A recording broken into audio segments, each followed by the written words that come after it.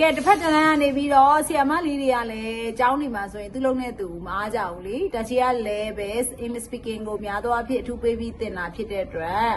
grade 4 speaking textbook တွေကဟာလေးကိုခက်လဲခက်တယ်ပေါ့နော်ဒါလေးကိုနားလည်အောင်တချီဒီမှာ sharing လုပ်မယ်ဖုန်းဆက်ကြမယ်ဖုန်းဆက်လေးပေါ့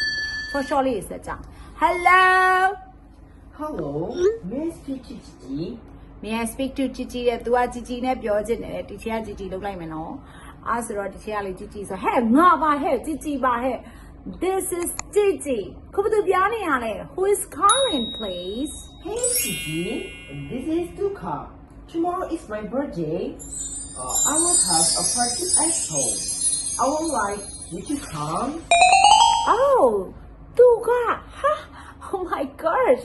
Amalie သူကသူခါတဲ့ This is သူခါတဲ့နော် Tomorrow is my birthday တဲ့သူ့မှာမွေးနေ့တဲ့ဗျာ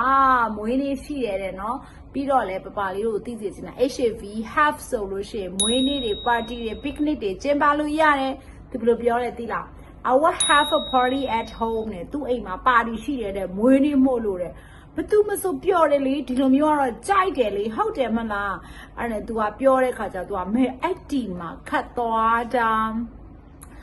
I would like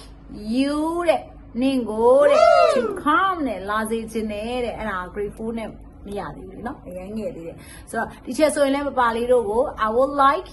you to study English I would like you to speak English speaking လေးတွေပြောတတ်စေခြင်းနဲ့လေ